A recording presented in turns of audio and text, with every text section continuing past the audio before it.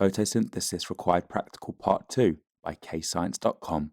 We're now going to look at how to interpret the results that you gather from this experiment. In this made-up experiment, we had our Eladia, our pondweed, at these distances away from the light source, at 10, 20, 30, 40, 50, and 60 centimeters away from the light source. So now let's see the volume of oxygen collected in each syringe at each of the differing distances away from the light source. So at 10 centimeters away from the light source, there was 9 centimeters cubed of oxygen collected by the syringe.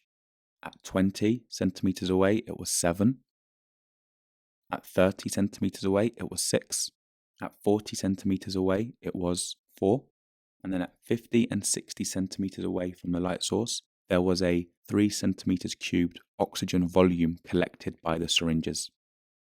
Let's now plot a graph of the distance the plant was away from the light source against the volume of oxygen collected by the syringes. Along the x-axis is where you always put your independent variable, what you change. So in this case, it was the distance away from the light source. And what you measure, your dependent variable, always goes on the y-axis. So on the y-axis for this experiment, it is the volume of oxygen collected. So I now plot the points on the graph from the data we collected. I think that I have identified an anomalous result here. It might be, it might not be, but for this case, we're going to exclude it from our line of best fit. And then we draw a line of best fit going through as many of the points as possible. So what conclusions can we draw by looking at the trend in this graph? So if we say that the closer the plant is to the light source, the higher the light intensity, we can draw the following conclusions. So if you increase the light intensity, you increase the volume of oxygen produced by the plant by photosynthesis. So therefore, there is an increased rate of photosynthesis. So the closer the plant is to the light source, the more oxygen is being produced by the plant. Therefore, we can say that the closer the light source to the plant, the faster the rate of photosynthesis. It's question time. Attempt these questions to check your understanding.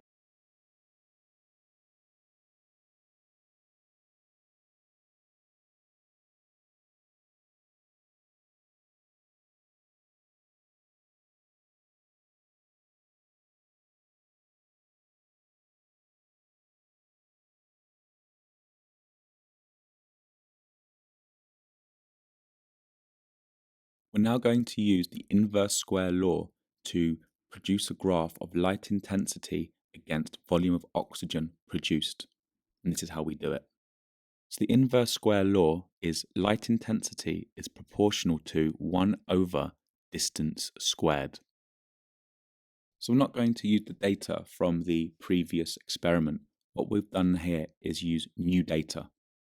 So we've got the distance from the light source, going from 10 centimeters up to 45 centimeters away from the light source. And what we've now put in is the volume of oxygen produced at each of the different distances away from the light source.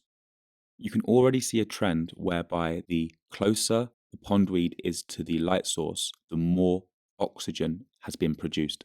But let's now use the distance away from the light source to calculate the light intensity in arbitrary units.